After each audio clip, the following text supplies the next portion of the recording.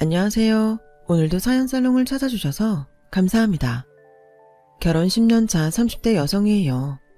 인간의 불행은 나와 타인을 비교해서 생긴다는 글귀를 읽은 적이 있어요. 저는 지금껏 살면서 나를 타인과 비교해 본 적은 없지만 제 남편은 늘 저를 동서와 비교하곤 했어요.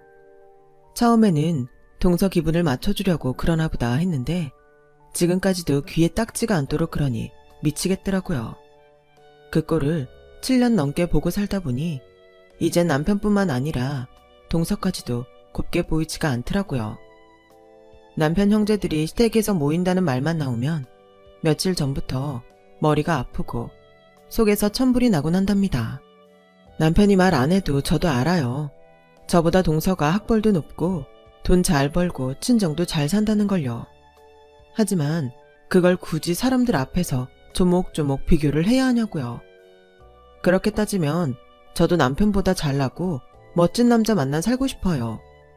살부비고 사는 자기 마누라 기죽이는 것 외에는 특별한 재주도 없는 인간 만나 속 썩고 살기 싫다고요. 정말 하루에도 12번씩 애 때문에 산다는 말을 주문처럼 외워가며 사는 내 심정을 지가 아냐고요.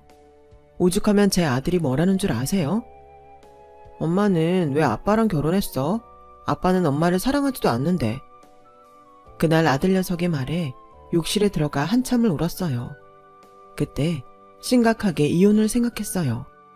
15년 전 한 직장에서 만나 몰래 사내 연애를 할 때는 남편이 지금처럼 저를 무시하지는 않았어요. 그 반대였죠. 제가 비록 대학은 못 나왔지만 저희 부서에서 일 잘하기로 소문이 나서 남편도 제 칭찬을 많이 했었거든요. 우리가 처음 만났을 당시 남편은 영업부 대리였고 저는 격리과 사원이었어요. 영업을 뛰다 보면 접대 영수증 처리를 해야 할 일이 많아서 남편은 자주 저희 부서에 찾아오곤 했어요. 남편은 그리 영업 실적이 좋은 편은 아니었지만 사람이 착해서 제가 몇 번 위기에서 구해주곤 했어요. 경비 처리가 안 되는 3만 원 이상, 간이 영수증은 숱하게 도와주었고요.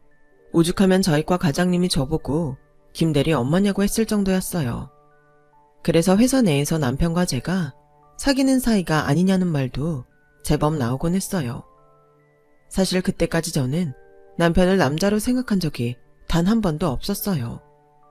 나이 차이도 6살이나 나고 남편이 너무 아저씨 스타일이어서 더 그랬죠. 그런데 남편은 그게 아니었나 봐요.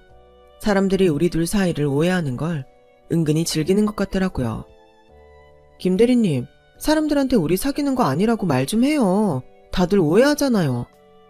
에이, 뭘 그렇게까지 해요. 막말로 우리가 사귀면 안 되는 이유도 없잖아요. 안 그래요?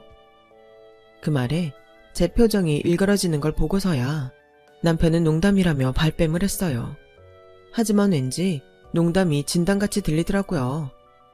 그리고 남편의 진심은 얼마 뒤 밝혀졌어요.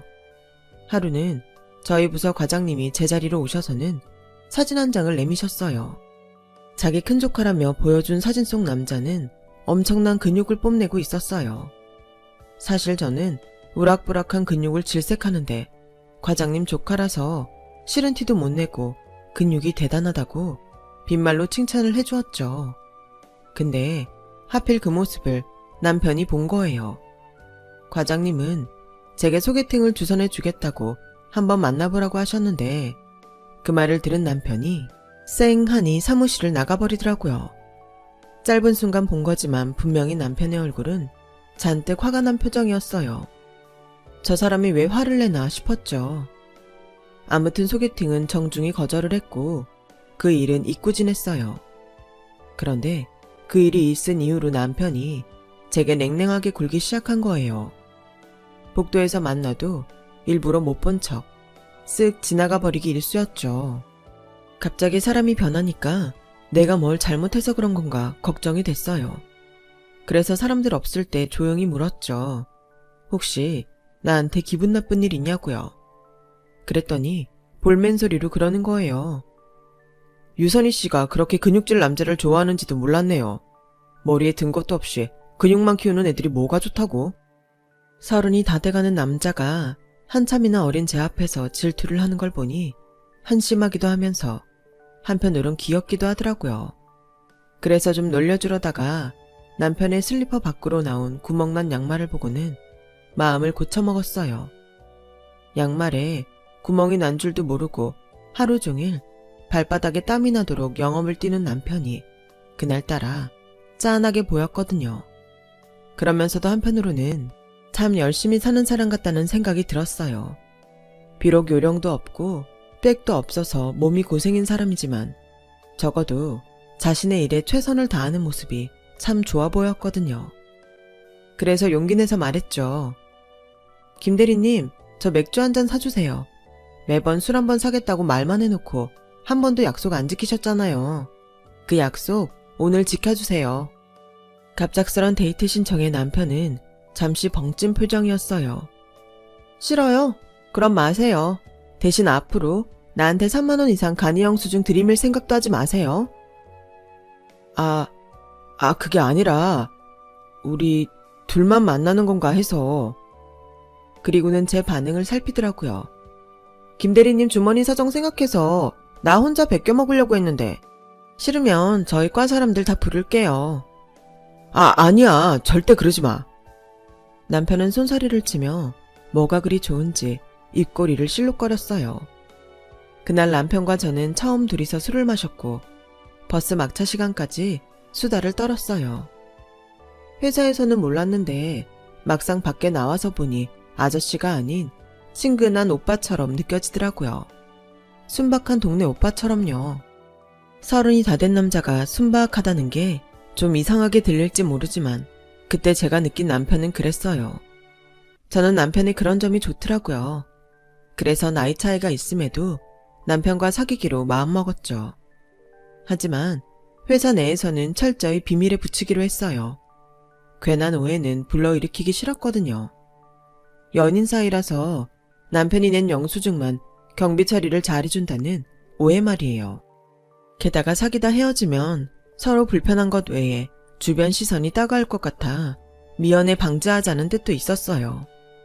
처음엔 그런 이유로 비밀 연애를 했는데 막상 사귀다 보니 스릴도 있고 우리만의 비밀이 있다는 사실에 묘한 쾌감도 있더라고요. 우리는 그렇게 5년이나 아무도 모르게 비밀 연애를 했어요. 연애 기간이 길어진 건 결혼 자금을 모으기 위해서였어요. 둘 다 집에서 첫째라서 그런가 부모님께 부담을 덜 들여야 한다는 강박이 있었거든요. 밑으로 동생들도 있어서 결혼은 우리 힘으로 해야겠다는 생각도 강했고요. 남편은 3형제 중 장남이었는데 그중 둘째 동생이 공부를 잘했어요. 그 집안에서 유일하게 명문대를 나와서 대기업에 다니는 엘리트였죠. 그래서 집안 분위기 자체가 장남인 제 남편보다 둘째 아들을 더 대우하는 것 같더라고요. 천성이 그런 건지 주눅이 들어 그런 건지 남편도 자기 동생을 어려워했어요. 그런데 솔직히 저는 둘째가 마음에 안 들더라고요. 잘난 건 알겠는데 지 형 알기를 개똥으로 알았거든요. 형이 말하는데 툭 하면 뚝뚝 끊고 사사건건 형을 이기려 들었어요. 그러다 보니 막내 동생도 제 남편을 우습게 하는 것 같더라고요. 저희 집에서는 있을 수 없는 일이라 처음엔 많이 불편했어요. 시댁에 인사를 드리고 온 뒤로 왠지 남편이 더 불쌍하게 느껴져서 나라도 잘해줘야겠다는 생각을 했어요. 결혼 날짜가 잡히고 청첩장이 나오자 우리는 회사에 청첩장을 돌렸어요. 그동안 우리가 사귄 줄 몰랐던 회사 사람들은 다들 엄청 놀라더군요. 심지어 저희 부서 언니들은 걱정스런 표정으로 정말 괜찮겠냐고 물었어요. 그때는 언니들의 그런 반응이 남편을 무시하는 것 같아서 기분 나빴는데 지금에 와서 생각하니 그 언니들이 사람 볼 줄 알았구나 싶더군요. 기혼자였던 언니들은 연애와 결혼이 천지 차이라는 걸 알았던 거죠. 결혼을 하고 한동안 남편과 저는 맞벌이를 했어요. 벌 수 있을 때 열심히 벌어놔야 제가 출산으로 회사를 쉬게 될 때 덜 부담이 갈 것 같았거든요. 그런데 생각지 못한 일이 벌어진 거예요. 글로벌 금융위기로 IMF 때만큼이나 경제 사정이 안 좋아져서 저희 회사도 타격이 컸거든요. 40대 초반 과장급한테도 희망퇴직 신청을 받을 정도였어요. 부부 사원인 경우는 둘 중 하나는 회사를 떠날 각오를 해야만 했죠. 결혼하고 얼마 안 돼서 이런 일이 생겼으니 저희가 운이 안 좋았죠. 결국 제가 퇴사를 하면서 남편이 회사에 남게 되었어요. 어쩔 수 없는 결정이었어요. 저보다 남편이 직급도 높고 월급도 더 많았으니 당연한 일이었죠. 회사를 나오고 한동안 재취업을 하려고 발버둥 쳐봤지만 있는 직원도 자르는 마당에 유부녀 고졸 격리직 직원을 받아줄 회사가 어디 있겠어요. 월급을 낮춰서라도 어디든 들어가겠다 마음먹었지만 소용없었어요. 결국 회사원을 포기하고 동네 마트에 이력서를 냈고 격리 경력을 인정받아 캐셔로 들어가게 되었어요. 그런데 하늘도 무심하시지 하필 그때 임신을 했지 뭐예요. 거기다 입덧이 너무 심하고 임신 초부터 유산기가 있어서 몇 달 일도 못하고 제 발로 나오게 되었어요. 그때는 정말 암담하더라고요. 그러면 안 되는 줄 알면서도 뱃속의 아이를 많이 원망했어요. 아직도 우리 큰아들을 볼 때마다 그때 일이 떠올라 미안할 때가 많아요. 큰애가 태어나고 집에서 육아를 하다가 애가 젖을 때고부터 슬슬 몸 만들기를 시작했어요. 어떻게든 다시 일자리를 구해야겠다는 생각이 강했거든요. 그 무렵 시동생이 결혼을 하게 됐는데 유유상종이라고 시동생 못지않게 학벌도 직장도 빠지지 않는 여자였죠. 집도 좀 사는 편이라서 신혼집을 구할 때 동서 친정에서 절반가량을 보태줬다고 하더라고요. 있는 집 딸을 데려와서 그랬는지 저희 시부모님도 둘째 아들 결혼할 때는 집 구하는데 보태라고 결혼자금을 내어주셨어요. 우리 힘으로 전셋집을 구해 살았던 우리 부부와 달리 시동생네는 자가 아파트에서 신혼을 시작했어요. 말은 안 했지만 동선의 집에 가보고 얼마나 부러웠는지 몰라요. 인테리어 잡지에서나 나올 법한 집이더라고요. 비록 대출이 많이 끼어있기는 했지만 그래도 자가 아파트라는 사실이 무엇보다 부럽더라고요. 보증금 올리겠다는 집주인의 달갑지 않은 전화를 안 받아도 되니 말이죠. 그때부터였던 것 같아요. 남편이 저와 동서를 비교하기 시작한 건 말이죠. 동서는 속도 위반으로 임신을 한 채 시집을 왔음에도 불구하고 시부모님 앞에서 당당했어요. 누구 하나 그 문제로 동서한테 눈치를 주는 사람이 없어서 그랬을 거예요. 시집을 올 때 혼수며 예단도 최고급으로 해온 며느리였기에 더더욱 그랬죠. 엄연히 제가 맏며느리였지만 여자는 남편 따라 대접받는다고 시댁 식구들은 저보다 동서를 더 대접해 주었어요. 저는 부리는 며느리, 아랫동서는 받들어야 할 며느리였죠. 게다가 동서는 임신까지 한 상태라 명절 때도 모든 일은 제 몫이었어요. 동서가 시집 오고 처음 맞는 명절에 저는 혼자일 때랑 똑같이 명절 음식을 만들고 그 많은 설거지를 해야 했죠. 임신 5개월 차였던 동서는 상전 대우를 받으며 안방에 들어가 누워있을 때도 저는 엉덩이 한번 붙일 새 없이 일해야 했어요. 운 좋은 년은 어떤 상황에서도 몸 편히 사는구나 싶었어요. 그렇게 독박 명절을 지내고 나니 온몸이 으스러지는 것처럼 아프고 뼈 마디마다 틀어진 기분이었어요.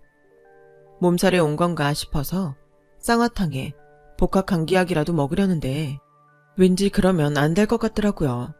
여자의 촉이라는 게 있잖아요. 제 몸 상태가 마치 첫 애를 임신했을 때랑 같은 게 불안하더라고요. 그래서 약 먹기 전에 임신 테스터를 사다가 검사를 했는데 또 임신을 했지 뭐예요. 그땐 정말 재기하려는 의지 자체가 형체도 없이 짓밟힌 기분이었어요. 화도 안 나더라고요. 다 끝났다 싶었거든요. 명절 연휴가 끝나고 병원에 가보니 임신 10주 차더라고요. 제가 워낙 생리불순이 심해서 생리주기에 신경을 안 쓰고 살았던 게 임신을 뒤늦게 알게 된 원인이었어요. 진작 알았으면 명절에 독박 쓰고 일하지 않았어도 될 텐데 하는 후회가 몰려왔어요. 안 되는 인생은 뭘 해도 안 되는구나 싶었죠. 제 임신 소식에 남편은 싸늘하게 얼굴이 굳어버렸어요. 빈말이라도 축하한다는 말은 끝내 나오지 않더라고요. 첫애 때도 그렇고 둘째 때도 그렇고 온전히 축복해줄 수 없는 상황이 너무 가슴 아팠어요. 한참 침묵하던 남편은 작정한 듯 한숨을 푹 쉬고는 말했어요. 애 꼭 낳아야겠어. 그게 무슨 소리야? 낳지 말라는 거야? 넌 애가 왜 그렇게 미련하냐? 우리 상황 뻔히 알면서 피임 정도는 알아서 했어야지. 어떻게 넌 생각이란 게 없냐고. 재수씨 좀 봐. 회사 일 지장 없게 임신 계획 확실히 잡아서 애 갖는 거. 너한테 그 정도까지 바라지는 않아. 하지만 적어도 형편은 생각해서 애를 가져야 할 거 아냐. 누가 들으면 애를 저 혼자 몰래 만들었는 줄 알겠더라고요. 좋아. 100번 양보해서 당신 말대로 동서가 똑똑해서 계획 임신했다고 치자. 애 갖는 게 여자 혼자 힘으로 된다고 생각해? 당신은 피임을 내 탓으로만 돌리는데 가장 쉬운 피임은 콘돔이야. 피임약은 여자 몸에 해롭지만 콘돔은 남자 몸에 아무 무리도 주지 않는다고. 그 쉬운 걸 당신이 안 해놓고 어떻게 모든 걸 내 탓으로만 돌려? 기세등등하게 저를 몰아세우던 남편은 자기가 불리해지자 화를 냈어요. 아, 됐어. 말도 안 통하는 너하고 내가 무슨 말을 하겠냐? 이래서 똑똑한 여자랑 결혼했어야 하는 건데 대학도 못 나온 너랑 내가 무슨 대화를 하겠냐? 차라리 내가 참고 말지.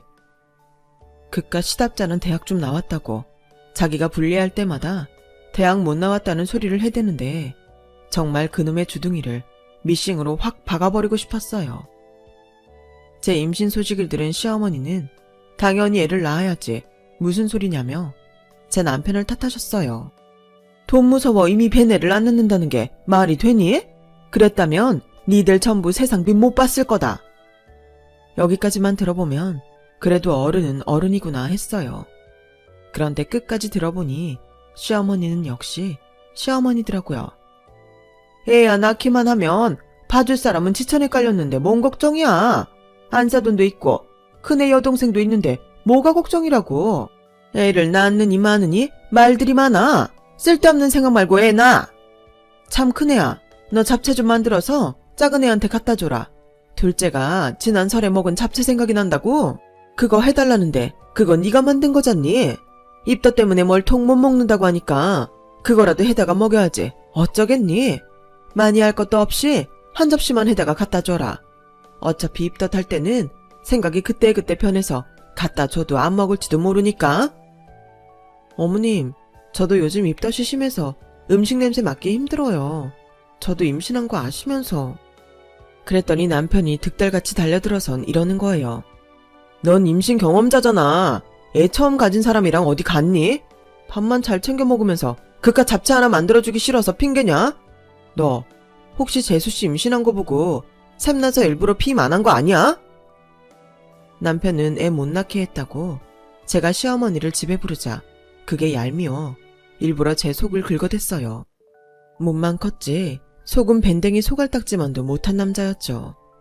저는 울렁거리는 속을 달래가며 잡채를 만들어 동서한테 가져다 줬고 어머님의 그런 심부름은 이후에도 몇 번이나 이어졌어요.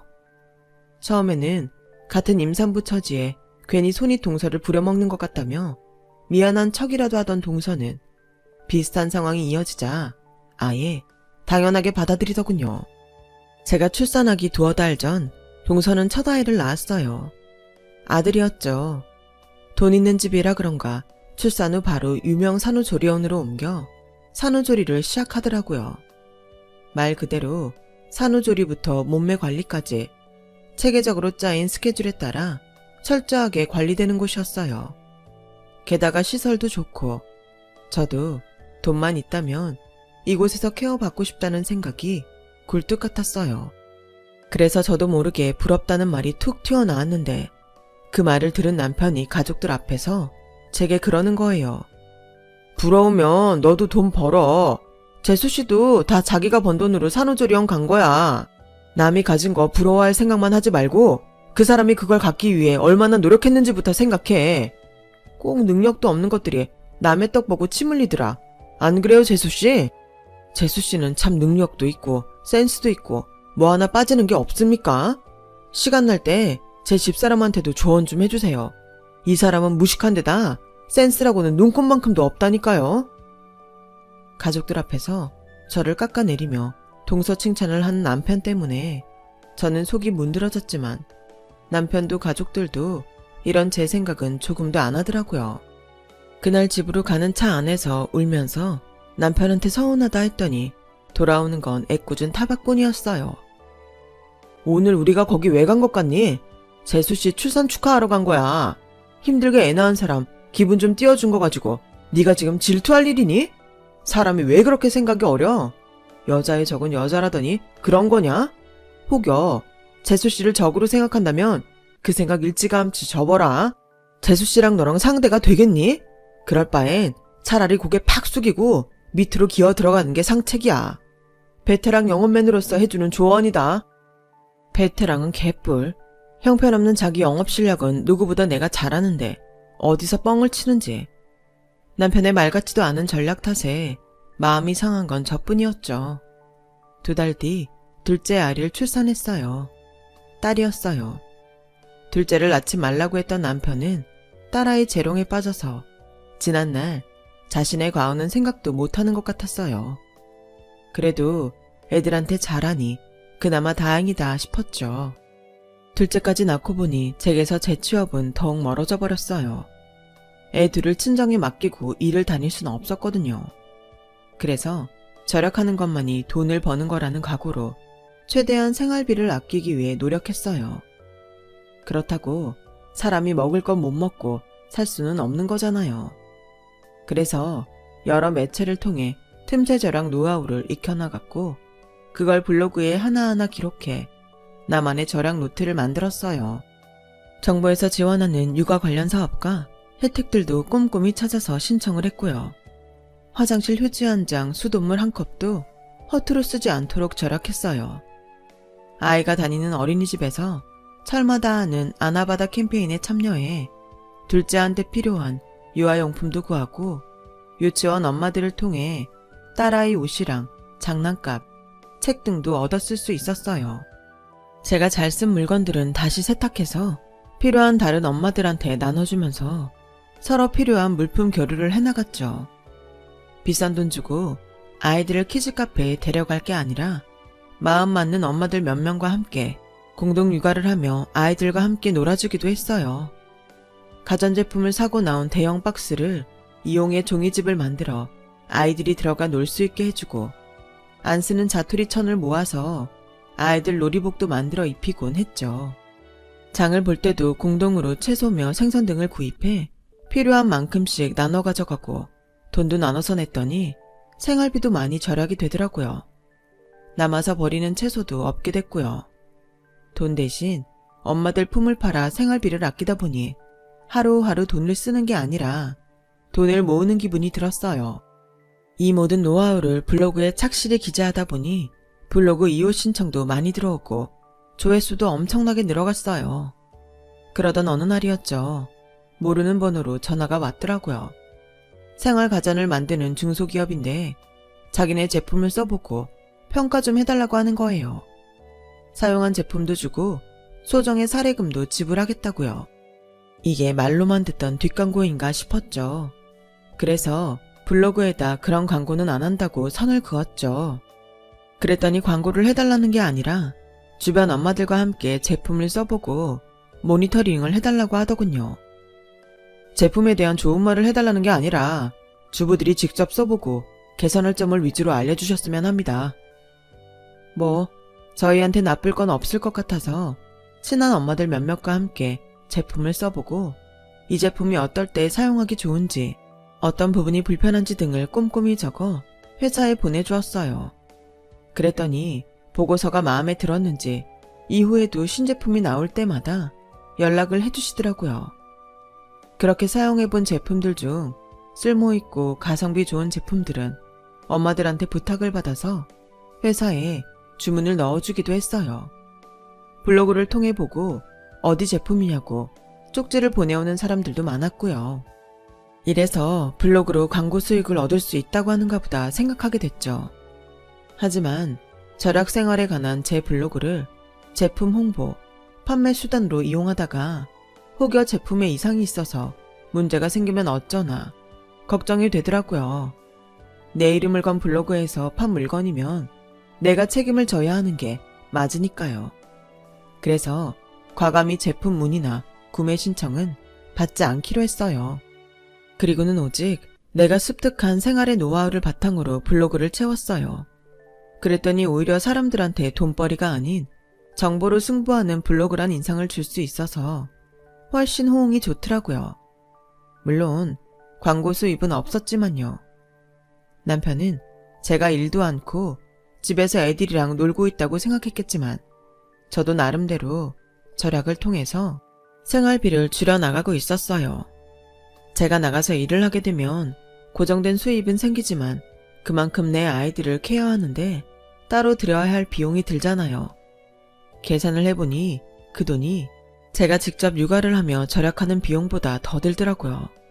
거기다 블로그를 통해 벌어들이는 수익까지 계산하면 제가 집에서 육아를 하는 게 이익이었죠. 그걸 모르는 남편은 마치 저를 집에서 놀고 먹는 식충이 취급을 했지만요. 아무리 가계부를 증거 삼아 상황을 설명해도 들을 생각을 안 했죠.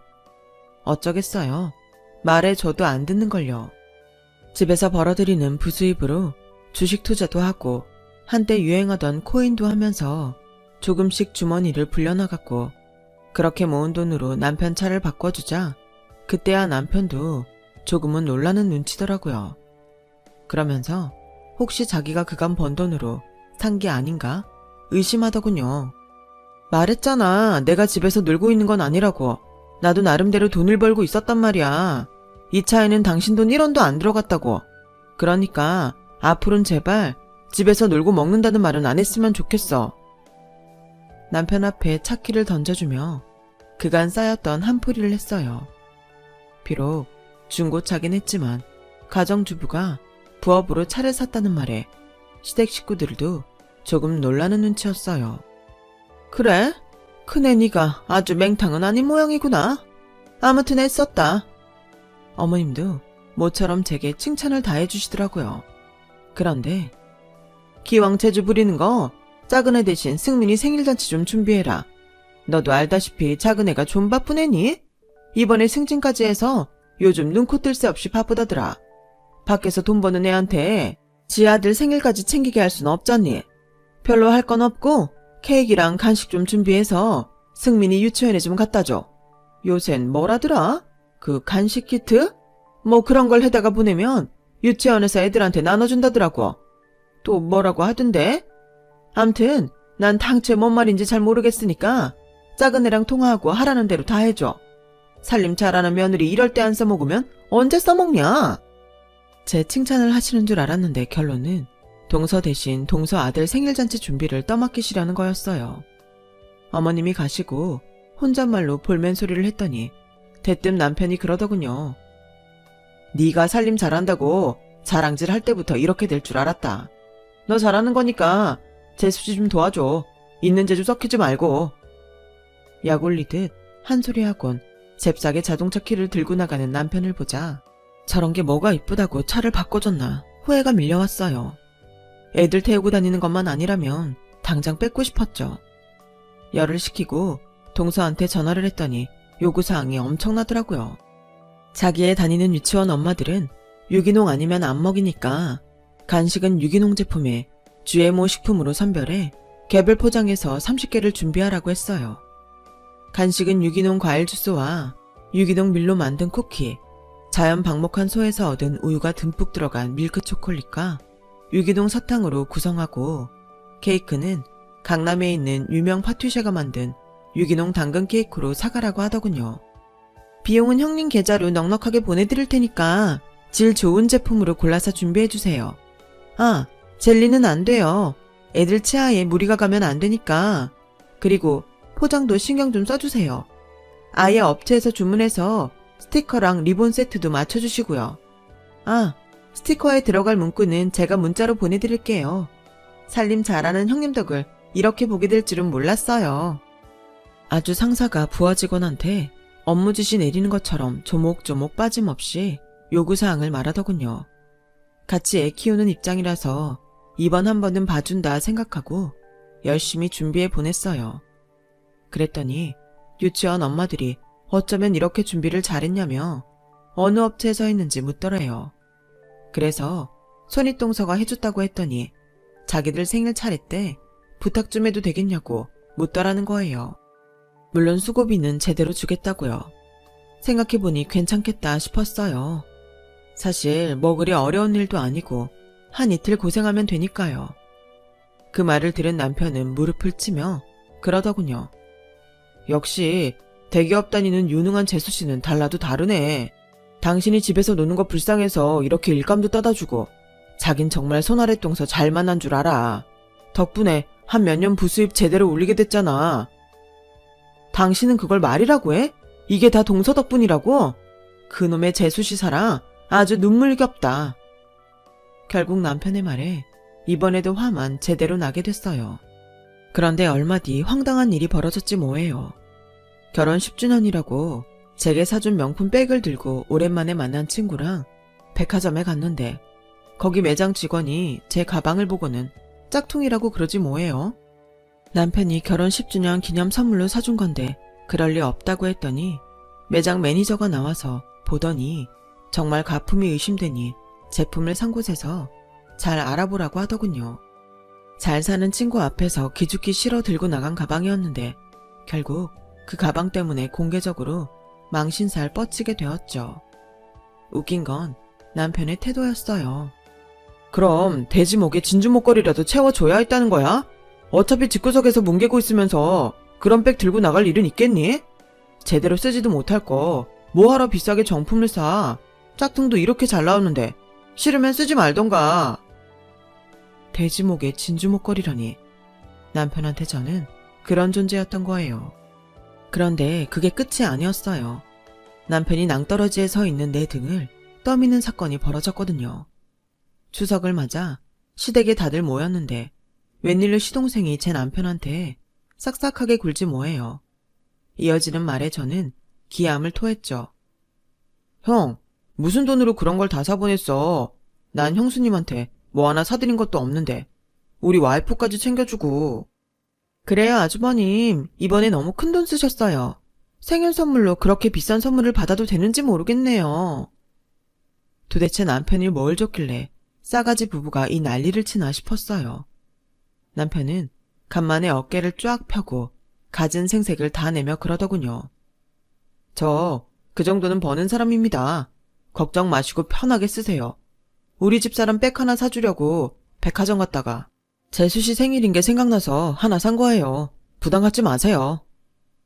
백? 무슨 백을 샀길래 그래? 설마 자기 나한테 줬던 짝퉁백 동서한테도 사준 거야? 이 인간이 정말? 그거 들고 다니다 망신당하면 어쩌려고 그래? 그랬더니 동서가 토끼 눈을 하고 그러는 거예요. 형님, 짝퉁이라뇨. 그거 정품 맞아요. 죄송한 말이지만 실은 제가 매장 가서 확인까지 했거든요. 이거 보세요. 이게 어딜 봐서 짝퉁이에요. 형님도 참. 동서는 생누랑 숄더백을 들어 보이며 활짝 웃었어요. 못해도 200은 되는 명품백이었죠. 그걸 보자 발끝에서부터 뜨거운 기운이 끌어올랐어요. 표정은 그대로 굳어버렸고요. 그러자 남편이 위기감을 느꼈는지 말까지 더듬으며 변명을 하더군요. 여보, 그게 말이야. 재수씨한테 가짜를 사줄 순 없잖아. 사람이 급이라는 게 있는데. 아니, 그렇다고 자기가 급이 낮다는 건 아니고. 아, 미치겠네. 좋아, 솔직히 말할게.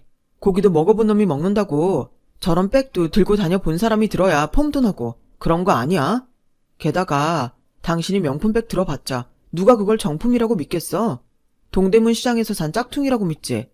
그럴 바엔 부담 없고 모양 비슷한 짝퉁 들고 다니는 게 낫지 않아? 재수씨야 회사에서 직급도 있고 워낙 있는 부티가 나는 사람이니까 정품 드는 게 맞지 않겠어? 내 말이 틀려? 틀리면 말해봐. 이놈이 기어이 그 주둥이로 황천길을 재촉하더라고요. 저는 온몸에 힘을 끌어모아 남편의 뺨을 쳤어요. 내 수준을 왜 네가 결정해? 네 수준이 바닥이니까 나도 너랑 같은 수준인 줄 아는 모양인데 착각 마. 나 회사 그만둘 때 부장님이 그러셨어. 회사에 필요한 건 네가 아니라 나라고. 자리 차지하고 앉아서 꼬박꼬박 월급만 받아가는 무능한 너 대신 나보고 회사에 남으라 그랬다고. 그런 걸 남편이라고 사정해서 회사에 남겨줬더니 네가 잘나서 그 자리에 붙어있는 줄 알지? 고작 고졸 출신 경리한테도 밀리는 새끼가 주둥이만 살아서 나불대는 꼴이라니? 급? 내가 보기에 너는 급이라고 할 건덕지도 없는 놈이야. 쥐꼬리만한 네 월급 내가 재테크로 불리지 않았으면 목돈은커녕 흔적도 없이 사라졌을 거라고. 잘난 재수씨 보니까 네 옆에 있는 마누라가 하찮게 보이나 본데 너는 죽었다 깨도 네 재수씨 같은 여자 절대 못 만나. 너는 네 동생만큼 스펙이 안 되잖아. 네가 고졸이 나를 만난 게 실수인 것처럼 말하는데 아니야. 네가 똥통대학을 나오고 그저 그런 회사에 다니고 벌어놓은 돈도 없고 능력이 개판이라서 선택지가 없었던 것뿐이라고. 근데 어쩌냐? 고졸이 나한테까지 까이게 생겼는데 더는 너 같은 머저리랑은 살기 싫거든. 애들은 내가 데려갈게. 어차피 넌 애 키울 능력도 안 되는 놈이니까. 저는 그 길로 애들을 데리고 집으로 돌아왔어요. 그리고는 재산 목록을 정리해 재산 분할 계산을 했어요.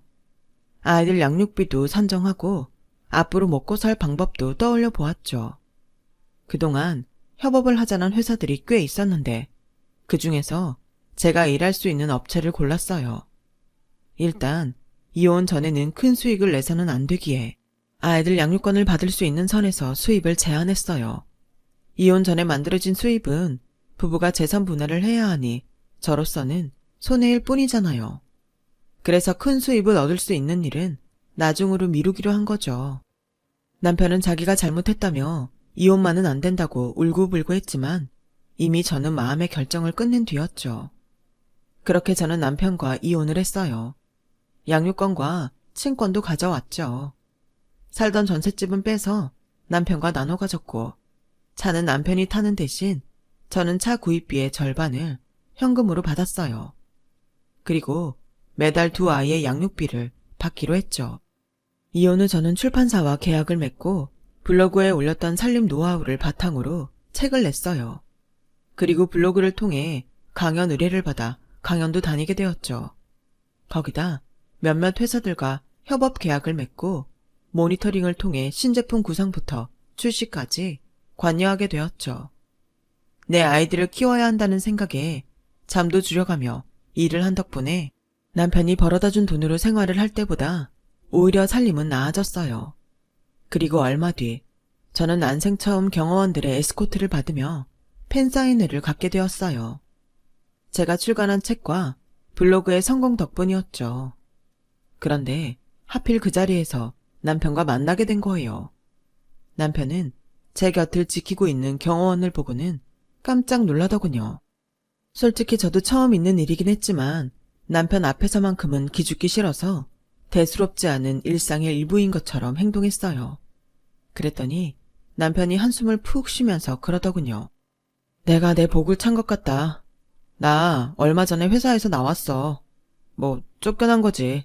당신 말대로 나란 인간은 회사에서 월급이나 축내는 식충이 같은 놈이었더라고. 집에서는 동생한테도 치이는 못난 장남이고 아내란 자식들도 못 지킨 못난 가장이잖아. 실은 당신이 나보다 나은 사람인 걸 전부터 알고 있었는데 자존심이 상해서 인정하기 싫더라고. 그래서 일부러 재수씨랑 비교하면서 당신 기죽이라고 했어. 당신이 못난 날 버리고 떠날까봐 두려워서 그랬던 것 같다. 너무 늦었지만 미안해. 남편은 고개를 푹 숙이고는 축 처진 어깨로 터벅터벅 걸어갔어요. 그 모습을 보니 안 됐다는 생각이 들기도 했지만 그렇다고 다시 남편의 손을 잡아주고 싶지는 않았어요. 그러기엔 그동안 제가 받은 상처가 너무도 깊었으니까요. 현재 저는 두 아이를 키우며 작은 업체를 꾸려가고 있어요. 아이들 생일이나 집들이, 홈파티, 그 밖에 크고 작은 집안 행사를 위한 물품 스타일링을 주로 맡고 있죠. 제 블로그를 통해 예약을 받고 있고 직원은 그동안 저와 공동 육아와 공동 장바구니 생활을 했던 제 아들 친구 엄마들이에요. 현명한 살림이 돈이 될 수 있다는 걸 아는 현명한 주부들이죠. 바쁜 직장인 엄마들을 대신해서 각종 퀴즈 파티도 대행하고 있는데 엄마들 입소문을 타고 예약이 밀려서 요즘은 행복한 비명을 지르고 있답니다. 비록 몸은 고단하지만 내 아이들에게 당당한 엄마로 살기 위해 오늘도 열심히 살아가는 제게 많은 응원해주세요. 제 사연을 들어주셔서 감사드립니다. 들어주신 분들 모두 행복한 하루하루 보내시길 진심으로 바랍니다. 여러분, 사연 댓글에 응원과 현명한 조언 부탁드려요. 좋아요와 구독은 저에게 큰 힘이 됩니다. 오늘도 좋은 일 가득하세요.